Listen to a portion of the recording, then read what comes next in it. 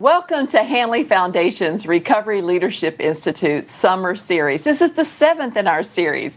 And if you guys have joined us for the other 6, you know what wonderful topics that we've had, what educational opportunities they have been. Tonight, though, tonight is the passion. Tonight is the what you can do to make a difference and really get involved. We're so excited to bring you the 7th in our series. Now, if you've attended the other 6 and you're here tonight, you will be getting a certificate in the mail, so you can watch for that. I can tell you that our topic tonight is recovery leadership policy. And this is why we need you here. We really need you all to become the advocates. You know, your heart and your abilities and now your new educated minds will be very helpful to move forward the agenda of really saving lives. And we're so thankful that you've joined us tonight. We have a moderated Q&A, so anytime you have a question, just pop it in the chat and we'll make sure that we get those questions answered. And we want to say a big thank you to the Palm Beach County Hub and to the Palm Beach County Community Services for really sponsoring this series. And I will say, you know, at Hanley Foundation, our mission is to eliminate addiction through prevention, advocacy, and recovery support. And we live that every day, and that's one of the reasons why we're putting on the Recovery Leadership Institute. We have 2 fantastic speakers tonight, but before I get to those, I want to tell you, to learn more about Hanley Foundation, check out our website at hanleyfoundation.org. We have a plethora of information there, and anytime we can help answer a question or do anything for you, just pick up the phone and give us a call. Again, we're so glad that you all have joined us tonight. And let me introduce you to our fantastic speakers. I'm so excited that we have Clarice Redding Lewis with us. She's our Chief Public Policy Officer. Clarice joined us only a few months ago, but wow, is she dynamic. We're so excited about the level of intelligence and passion that Clarice brings to our mission here in Hanley. We also have one of our really fantastic board members, John Makris, and you all probably heard John's story early on in the series, and John is here with a really big heart to make a really big difference because John does not want another parent to have gone through what he's gone through with the death of his child. So we are so honored to have Clarice and John with us tonight, and all of you all. So sit back, enjoy, take in all the information, and be sure and send us some Q&As. Thank you, Jan. First, let me thank Hanley Foundation and all the people that put in so much hard work to produce this series. If you've been with us through the last 6, you have a good idea of the issues facing the substance use disorder issue. And hopefully it has brought you to the point now where you might be asking, what can I do? And so that's what tonight's program is all about. And I really think it's really the crux of the program, because with all the information you've learned, we know now that we have to have change and we have to have some activism. So let's start, and we'll go to slide 1. Defining advocacy. According to Webster, advocacy is the act or process of supporting a cause or proposal, the act or process of advocating. So as an advocate, you are an agent of change. You're promoting a cause with a goal in mind, and you've joined the ranks of activism. Who do we advocate for? We can advocate for individuals, organizations, communities, a wide variety of issues and causes. Why do we advocate? We advocate in order to create justice, to end stigma, to gain resources for a problem that might occur, for equity, for education, passion about an issue, lived experience, and awareness. And lived experience, of course, is one that I can relate to and really is at the heart of so much activism and advocacy these days. A good example is Stoneman Douglas and what the students did there after experiencing what they did and bringing a huge march to Washington. Stakeholders usually are at the forefront of an issue. They have an issue that they are advocating for to change opinions and reach what we would call a tipping point. So when social change requires behavioral change, we have to change norms and behavior that exist, such as reduce stigma, educate about substance use disorder, increase awareness and discrimination. And hopefully the result of changing those norms and those behaviors will result in improved public policy, criminal justice reform, equity, recovery-oriented systems of care, and community support. So what are the drivers of advocacy in the recovery community? Well, I believe they're empathy and injustice. Empathy for families of loss, empathy for patients that are suffering from substance use disorder, empathy for the economic impact and community trauma that occurs because of the epidemic. And injustice. We find that injustice is at the heart of a lot of advocacy. You can look at the civil rights movement, gender equality, gay rights. They all involve an injustice that had to be made right. And in the recovery community, we are looking for injustices to be reversed, such as inadequate treatment and lack of insurance parity for people that can't afford it. And just a host of things. It is extremely difficult to navigate your way through the recovery system. So why do we advocate? Because we have to reach a tipping point, which is what we touched on just a little while ago. A tipping point is creating enough opinion in your favor that we can create social change. Even back in the 1700s, Thomas Jefferson talked about tipping points. He believed it was 15%. However, U of Penn has done research on this issue, and they have discovered that it is 25% almost across the board. And if you see that graph there, you'll just see an illustration of it, where after 25%, social change could be made rapidly. So, advocating before a diverse community, we can bust through that 25% tipping point. We have to have the education community. We're looking to have the legal community, the medical community, the business community, unions, citizens, and the voting public. If we can convince enough people and we can reach that tipping point, then elected officials will know that they have an educated and a committed constituency on this issue. So Clarice, what does advocacy look like? All right, well, thank you so much, John, for giving us that foundation, helping us to define what an advocate is. And here at Hanley Foundation, one thing that we want to make sure of is that we're not using the term advocate or advocacy as a buzzword. We don't want this just to be something that sort of gets lost in the shuffle. We want to actually practice what we preach. We want to live this. So what does advocacy look like? We're going to briefly just go through a few of the main key points here. So it begins with public education and outreach.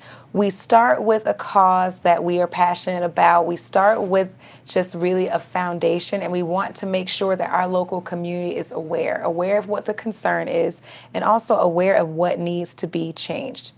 And then we would go on to policy analysis. So looking at what policies currently already exist that may apply to the given topic or the area. And if there are no current policies, it's really just sort of jotting down your main points of what you would like to include in that policy. Now, I don't expect anybody here to sit and draft a 60-page bill. I'm not asking anyone here to be a public policy professional, but just to know those key changes that need to be made. If you can have those written down on paper and if they can be clear and concise, you've already just taken the first steps to creating public policy. The next would be framing the issues. So we definitely want to make sure that in our messaging, we are making sure that our issues are clear. What is the problem? What is the full scope of the issue? How does it impact entire communities, families? And then why is it something that, if left unchanged over time, may lead to just a larger problem? What will the ripple effect look like? The next part would be influencing spending priorities. So knowing what is in your state, community, city, or neighborhood budget, and then also looking at what portion may be allocated or could be allocated to your cause. Research and information dissemination. This here is probably one of the most important parts of advocacy. Doing your research, knowing when there's budding or emerging research, knowing if there's an institution that's in the process of maybe coming out with some new data that could either strengthen or weaken your argument. That's important to know, and then disseminating that information to the public. Next, we would go on to things like media relations, really just getting your cause out there in front of a larger audience. This might be through the news, it could be social media. There are lots of different avenues you could take. Coalition building is important. I always tell people, no man is an island. A social movement with just one person isn't a social movement. You've got to gather other organizations, other individuals, and others just in the community that are like-minded who would like to see the same change. Strengthen those relationships. Make sure that you're taking time to just learn why this issue or topic may be important to members of your coalition and build on that.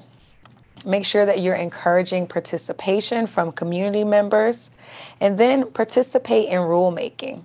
So a lot of times when we talk about voting, especially as it may apply to the younger generation, the thought is voting one time every 3 to 4 years in a general election. But what I want you to know is that your local city elections, those county elections, those municipal governmental bodies that, are surrounding where you live, they are making policies and rules that directly, and just when I say directly, I mean they will impact you at just a higher rate. It'll have a greater cause of impact as well. So make sure that you're participating in local government. It's not all about the state or even federal, but starting right in your own backyard. And then lastly, lobbying, direct and indirect. So once again, this is something, I don't expect anybody to quit their day job and go out and become a lobbyist. I don't expect you to live on Capitol Hill. But what I will say is if you are passionate about a topic or a certain subject, learn what days may be specialized at the Capitol just to really get you in front of your local lawmaker or elected official to discuss that topic, to sort of have some conversations surrounding maybe what the issue is or the scope of the issue. And we can talk a little bit more about that later on. So next, looking at how do we lead? What does that look like? What if you've decided, okay, I know what advocacy is. I know this is something I want to participate in. Now, how do I do it? There are some simple ways: campaigns, going door to door, going to businesses, using social media as a platform.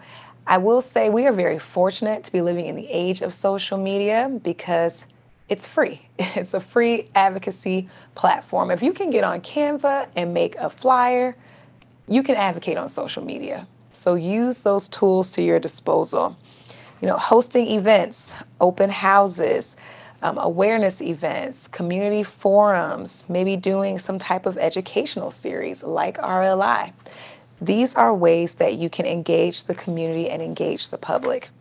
Creating handouts, doing public speaking events or one-on-one meetings with different organizations or your elected officials. And then lastly, and one of my favorites, is committees and task force. Once again, it's coming together as a community, coming together with those like-minded individuals or other professionals who may know the way. They may have the insight. They may know who to talk to and how to get in front of them. So don't neglect joining those different committees. Don't neglect joining task forces.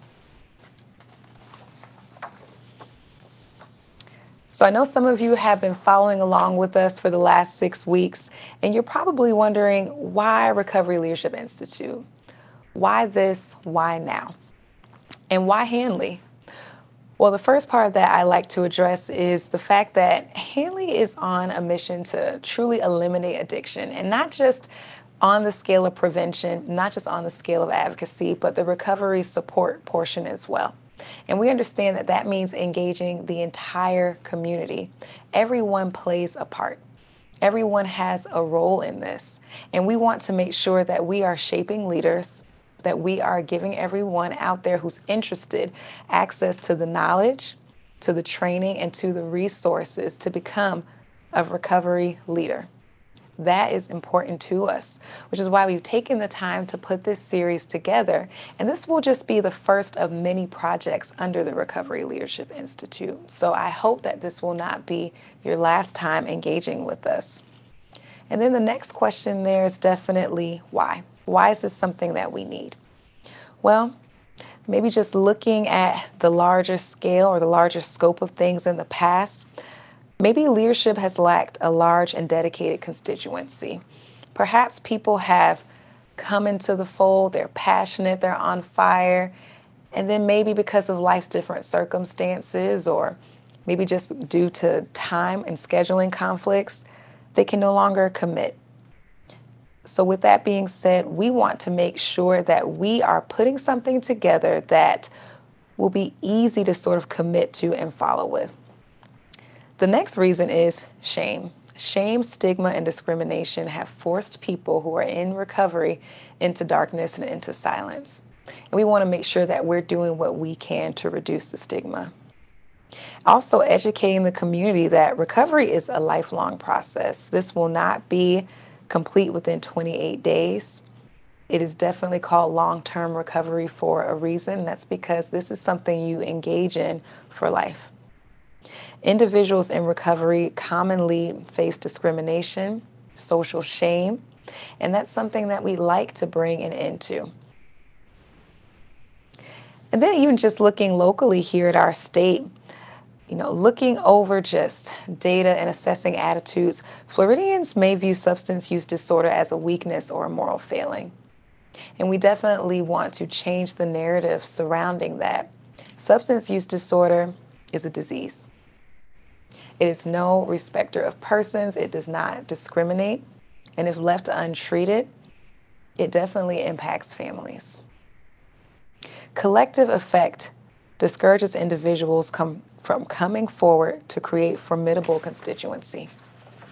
So sometimes those social norms that we have in place, they may be damaging, they may be hurtful, and they may quickly put an end to what could be a very powerful movement. And then just undermine leadership efforts in the past. So perhaps there was an organization, a foundation, or someone that was just on a mission, and they may not have gotten the support that they needed to continue. And so that unfortunately puts an end to a movement. Clarice, if I can just add one thing to that. Of course. If we go back to the very first block that says leadership has lacked a large dedicated constituency, one reason for that as well is that advocacy is not a day-long or a week-long or a month-long process. Sometimes it can take years, and sometimes it could be frustrating and tough, and people just don't know how to approach the issue or how to beat it. So that's something that I think people need to understand and to stick with it. Because, for instance, here at Hanley, we might not change things overnight, but in the process, we're helping a lot of people, and you could also help a lot of people. Oh, thank you for that, John. And it's also important just for individuals out there who are advocates, who are leaders on the front lines with this mission. Don't grow discouraged and don't give up.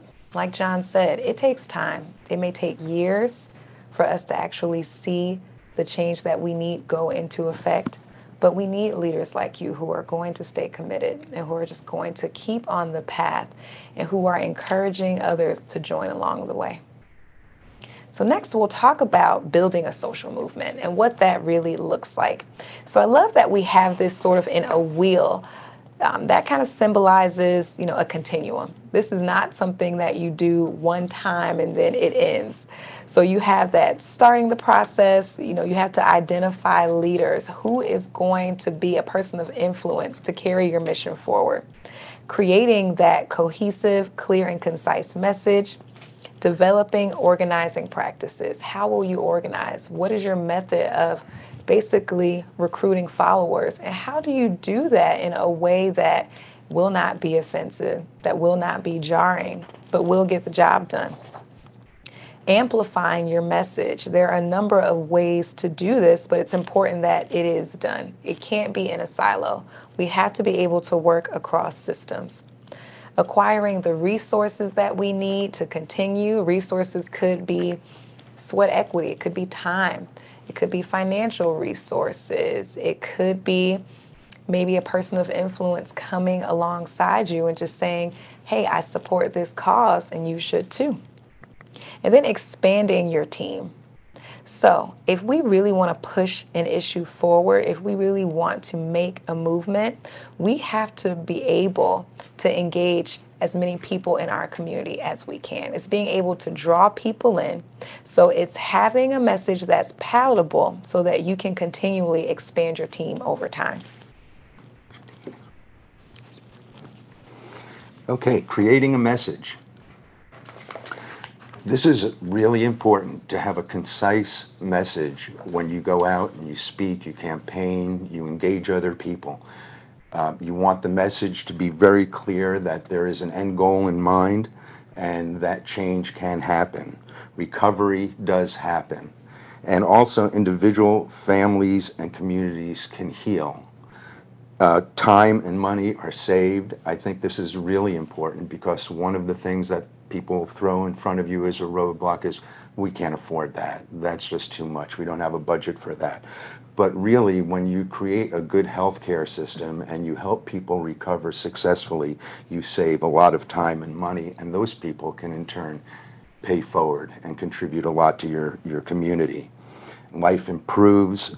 Folks in recovery can participate in the movement, which is true. A great percentage of the people that are fighting for this cause are people that have been through the plight of substance use disorder. But as we mentioned before, we can't just leave it to them. We need to get that tipping point, and we need to have an educated and a committed constituency. And everyone benefits. The quality of life goes up for everybody, and our communities are well served.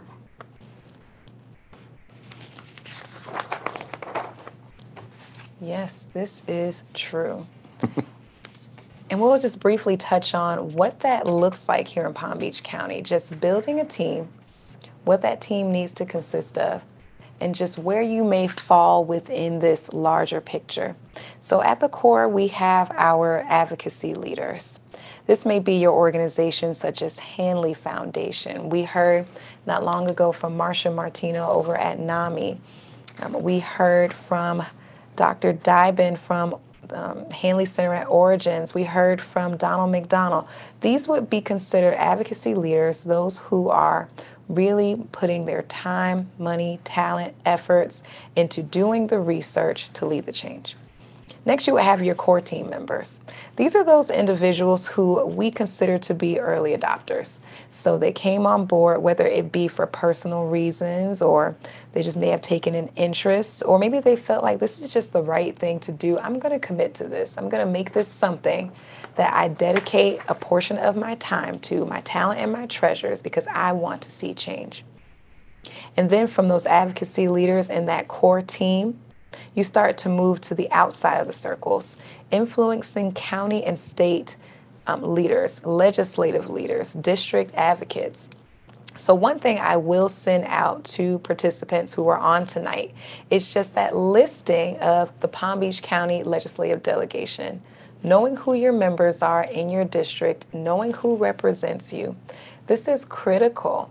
Oftentimes people will ask, well, who do I contact? Do I go to the governor? Do I go to the president? And I say, you can go to your state representative. You can go to the council member for your city. You can go to your mayor. Let's start there. Let's start with affecting change right here at home first. Now, this next part I'm actually really excited about. This is sort of the nerdy researcher in me. I like having actionable steps to follow. I'm just one of those people, I need to see it written out. And so if you take nothing else from us tonight, I hope you take everything. But if you can't remember all of it, I want you to remember this operational model. And our steps are activate, educate, and lead. Those three components are what is needed to really cause change on the landscape of just recovery leadership and recovery support. So we'll walk through what each part of this model looks like. So we'll begin with identify, then move on to engage, recruit, train, mobilize, and then maintain.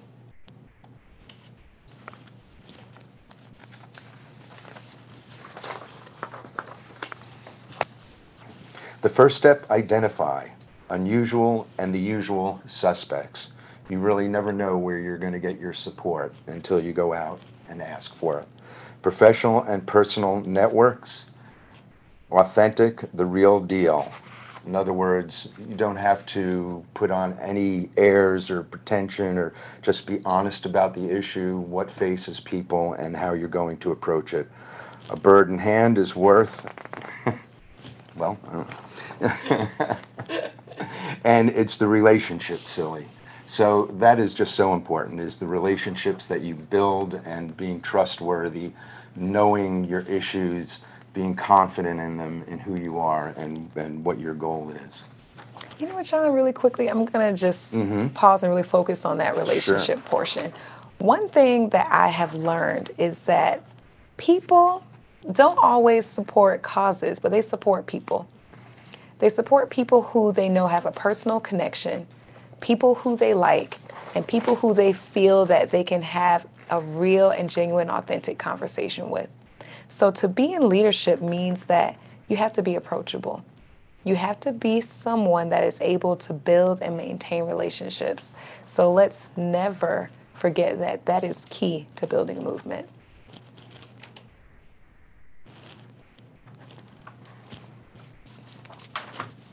Okay, recruit, make the ask, close the deal. If you're going out and you're advocating and you're speaking in front of groups and you're tapping your network, you then have to ask for them to participate. Giving them information is great, but now bring them into the fold and have them participate and help. Extend the invite. Flattery will get you everywhere. Again, you have to ask, you have to make the issue clear, you have to let people know that they can play a role, that they can help, and that they're important to the cause. You're in this for the long haul. Be ready when they are. And as we were saying before, this doesn't happen overnight. So it is a long haul. It takes time to go through all these steps that we're highlighting tonight, and to stick with it. All right. So the next portion here is train.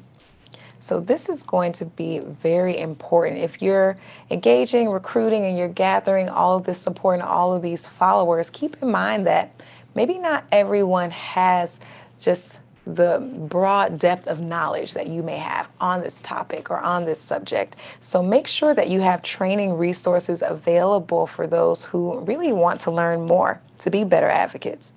So just providing data and up-to-date research from trusted sources, because honestly, data changes, research is produced regularly. Make sure you're keeping up on those things. Using the correct terminology, this is very important. Sharing resources once they're discovered. And then the main point here, get out of the weeds and back to the basics. Remember what your mission is. Remember why you started. And make sure that that is just clearly defined in your training. The next step here would be to mobilize. So this is where the rubber meets the road. This is the part where you've recruited, you've made sure that everyone has been provided with the correct training, and now we are going to mobilize. We are going to move. It's as easy as 1, 2, 3. It's all about getting started, taking the first step. And sometimes that can be frightening. What if we fail? What if our bill doesn't get passed? What if we don't get in front of our local legislators? What if the community decides after a certain amount of years or months that they don't want to support anymore? You cannot go in with those thoughts. You cannot go in with that negative language in your mind. Remember that the first step is how you begin the journey. And then also, no cookie cutter communication for us. We're not just going to send one email. We're not just going to post one thing on social media. To truly mobilize, you have to equip people with different ways to get involved. It may mean sending a group to the mayor's office. It may mean one group hosting a community awareness event. Make sure that you're using all of your resources. And then at the end of that mobilization, close the loop. Once again, come back and just be reminded of what your original mission is and stay on that track. Now, once you've done that, the last part is to maintain. Make sure that you don't lose traction. You don't want to have this grand event or this grand display, and then after a few weeks or a few months, it just sort of dies out. Make sure that you're creating a calendar and you're continuing to meet with your constituents, you're meeting with those coalitions that you build, and that you're staying engaged. Remind members of the mission to keep morale lifted, because it does take time. Public policy is not a one and done. It takes time, and we need to make sure that individuals are aware of that. And then praise the change makers, because it only makes sense to do so. Those that are just in the trenches with you, that are really striving to make change in their local communities, no matter how big or how small, remember to acknowledge them. Remember to constantly thank them for their efforts. And then don't forget to provide progress updates. So one thing you can do, if you have access to the internet, if you are internet savvy, whenever the legislature is in session for the state of Florida, you can go to a website. We'll make sure to send out this information in the chat, where you are able to track bills that are filed. You are able to see when they reach the next committee, and you can go back and update your supporters and people on your team to let them know how policy may be progressing. Clarice, if I can go back one, we were talking about no cookie cutter communications. I would stress when you develop a strategic plan for your advocacy that you have to remain flexible. So it can't be, every campaign, every advocacy is different. And as you go along, things change and you have to be flexible. So it's a good idea in your strategic plan to have it from beginning to end, because sometimes things in the middle or the end affect things at the beginning and so forth. And like I said, things do change. So cookie cutter communications are a no-no. No, for sure. All right. Well, that kind of wraps up our presentation for this evening. Thank you so much for following along with us, and we are excited to answer some of your questions. Great. Thank you guys so much. Wow. I've learned so much already myself here. I'm sitting taking notes, and I really like the way that you really were meticulous in laying out the plan. And what I'm really excited about too is that all this is going to be available on our website, so that you'll be able to run through this and pick up these notes. And of course, if there's anything at all that you have questions about after the fact, just let us know. We're happy to answer those for you. So we do have a question. The question is, does NAMI or other resource agencies have a publication of all of the behavioral health facilities and organizations within the county and the state, to develop a core group to focus on advocacy? And I can really answer that. We do statewide have a listing. The Florida Behavioral Health Association does have a listing of all those organizations, and even within Palm Beach County, Palm Beach, Martin, St. Lucie, Indian River, and Okeechobee counties, that would be the Southeast Florida Behavioral Health Association. They have a listing on their website of all those organizations, but we can certainly help you with that.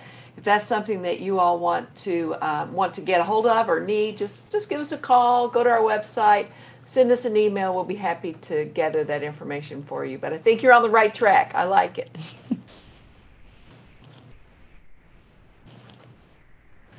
So Maria's checking on the questions, and folks, send those questions in.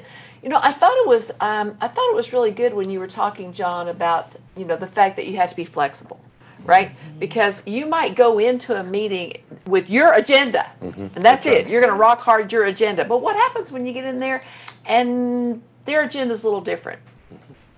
Yeah. Talk to us about that. Yeah. Or you find out that in the end there just isn't the support that you wanted, and but there might be something that you can accomplish that might be close to what you wanted. You might want to compromise somewhat. So yeah, it's an ongoing process, and it constantly changes as new research comes out, new budget concerns. It's a complicated process, and as it unfolds, you have to be ready to just adapt to it. Thank you, John. I will tell you, on a personal level, one of the tricks, if you will, that I've learned is to go in and ask, what do you know about this situation? What do you know about what's happening in your community? Because I find that many times, for me, I just want to go in and bowl them over with all my information. I mean, here I go with all these pages, and I've got my ideas about what I want, and they're sitting there going, what is she talking about? So I think back down a little bit and just stop and ask the question. You know, people like to hear, they want you to hear what they're thinking. So I think that those early conversations will go along the lines of, you know, what do you know about this topic? What's your interest in this topic? How can I help educate you about this topic? I think that really is helpful when someone knows that you're there to hear what they're thinking. And then that basic question of, how can we work together? I'd like to help you achieve your goals. Mm-hmm. How can you help me achieve my goals? And together we all achieve our goals.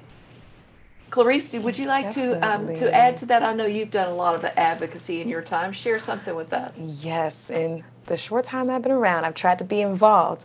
But what I will say is that it does take persistence, and it does take, once again, that relationship building.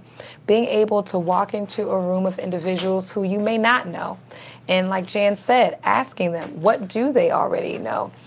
You know, are they passionate about this topic? Are they interested in learning more?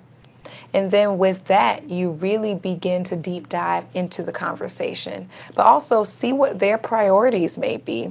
One thing that I've learned is that there's always a common thread. You know, everything sort of ties together into a neat little package in our community. So if we're talking about advocating for just policy surrounding substance use disorder and treatment and recovery support, I can easily walk into an organization like Children's Home Society and really show them the benefit of how advocating for one thing impacts child welfare. It impacts homes and families. There's always a connection to be made, and I think we have to be sure to not neglect that. Excellent. I completely agree. Because again, if you help someone reach their goal, then you can reach your goal. Then it's a win-win for everyone. Yes. So here we have a question about corporate social responsibility. And I know, John, you've recently retired from the corporate world, so you may have a lot to say about this. But does an advocacy action plan, as we've shown tonight, does it work differently in regards to best practices when you're garnering corporate support? I think that, you know, when it comes down to corporate support, corporations are made up of individuals. And I think that the relationship that you can develop with the individuals is very important. And then, of course, to inform them. I think that they do have a social responsibility, and on top of that, a responsibility to their own employees and their work environment. And you can't say that this substance use disorder problem just exists outside there on the street somewhere. Mm-hmm. So it is in their best interest, I think, for them to address the problem, as well as just improving the community that they live in and that they do business in. As we were talking before, it lifts up everybody, and I think that that they can play a huge role in helping to curb substance use disorder and at least identify the problem within their own organizations. Excellent, excellent. We have another question here about the recent settlement for Purdue Pharma. Though it sounds like an astounding amount of money, really it does, but it holds them harmless for future litigation. This is a concern as the impact of the opioid crisis triggered by their medications continues to unfold, and we know that firsthand. How does Advocacy address the tremendous resources of legal and lobbying resources supporting Big Pharma, even after the harm has triggered an epidemic resulting in the increased deaths? I will go ahead and tackle this one. And honestly, there is no one pretty one-sentence answer, but it starts with the power of one. One person beginning that snowball effect, educating community members, because I'm sure that there are a lot of individuals, even probably watching the live stream right now, that don't know about Purdue and Big Pharma and some of these issues that are going on. So one of the main things we want to do is continue to educate communities. Continue to let those in your immediate circle, in your sphere of influence know, and then that person will go and tell somebody, and they tell somebody else, and then before you know it, we've built a coalition. We have a large group of constituents to support an issue, and that is the foundation of public policy. That is the foundation of change. Now, can we influence the legal system overnight? No, that's going to take time, but it takes leaders who are committed and who won't give up. And that's the best answer that I can give. I think it's horrific what we are experiencing and what we have seen, especially as it applies to that particular topic, especially as it applies to that settlement. But now that our eyes have been opened and we know what's going on and we've seen the adverse effect it's had on our community, that's when we mobilize, that's when we recruit, that's when we put that action plan into place until we see change. Thank you so much, Clarice. Oh, John, Jan, go ahead. yeah, I just wanted to, you had said it seems like a lot of money, but it's not really a lot of money. And you can correct me if I'm wrong, but I think in Palm Beach County here now, it was just announced that it's maybe $2 or $3 million that the county is getting. So yeah, it really is just a drop in the bucket. And the idea that they're excused from any further litigation is just unexcusable to me. It's one of my favorite pet peeves, really. There is another avenue, though, and I don't know about Purdue and what their agreement stipulates, but there have been pharmaceutical executives that have actually been convicted on the RICO Act for their unscrupulous strategies on how to distribute this lethal and addictive drug. So there are civil actions as well as criminal actions that could possibly occur. Great, John. Thank you. Thank you for sharing that. You know, I can tell you all a great story. My youngest is in the hospital right now, about to have his first child. Well, when I was pregnant with him, that was a time when tort reform needed to happen because all of the doctors' insurance policies were going away because there was no tort reform. So I gathered a group of pregnant women and we rented a plane. And there were 50 of us, plus a dozen reporters that flew to Tallahassee. And you want to talk about an impact. You take 50 pregnant women. but here's the point I'm trying to make to you all is that's the impact. How many people do we have, even tonight on this Recovery Leadership Institute Zoom here, that could gather together and they don't have to go to Tallahassee. Again, I love that idea of start local, build the momentum from here. Palm Beach County is the largest landmass east of the Mississippi. We have a lot of room here to work and a lot of work that needs to be done. And we can make those changes happen here. And we can create a system and show the rest of the world how to do this. And then each one reach one. Clarice, you were right on with that. It's each one reach one. If each one of you all tonight go out and share this information with one other person, first of all, what we know is when you see something, you hear something, you read something, the retention is there. But when you share something, that retention rate goes way up. And so that's what we want you to do. We want you to pick up the phone tonight and call someone and say, you know what I learned tonight? Even if it's just one thing that you got tonight, share that with someone else so that, again, each one reach one. Clarice, we're so excited to have you here, and John, I tell you what, it's a great team that we have here at Hanley Foundation, really working hard to make a difference, and we want to hear from you all. Whatever that is, reach out, send us a message, send us a question. But I want to tell you, and I want to thank you for attending. Listen, this is our 7th in the series. And for all of you who have attended all 7, as I said earlier, you're going to be getting your certificate in the mail. This is our Summer Recovery Training Centers series, and it has been a summer. You know, in Florida, we try to do things special because, you know, all of us Floridians, truly, we live here all summer long. So, you know, we've been trying to do something to make sure that the people that are here for the summer can have these great experiences. Now, we want to make sure that we hear from you on our survey. So Maria has posted the survey link in the questions, and when you fill out that survey, you'll be entered into a drawing to win a $25 Amazon gift certificate. So please give us your input. Anything that you like, you didn't like. I always say, tell me the 3 things you liked, the 3 things you didn't like, and the 3 things you'd change, because we really want to hear this. The Recovery Leadership Institute and Hanley Foundation is here to stay. We will be continuing this work, and we're really excited about it. So we want to hear from you about what you want to hear and what you want to see and what you'd like for us to do. We want you to join us to make a difference. We want you to be able to reach out to John and Clarice and say, hey, I'm here and I want to be involved. So we really want you all to be able to do that. So I will say again, be sure to go click on the link for the survey. And I want to thank you all for joining us. And really have a wonderful evening. John, Clarice, would you like to have anything to close out tonight? No, just to say thank you so much for the opportunity. Yes. Thank you, everyone, for participating with us, for asking those wonderful and great in-depth questions. And I hope to see more of you as we continue. Thank you so much.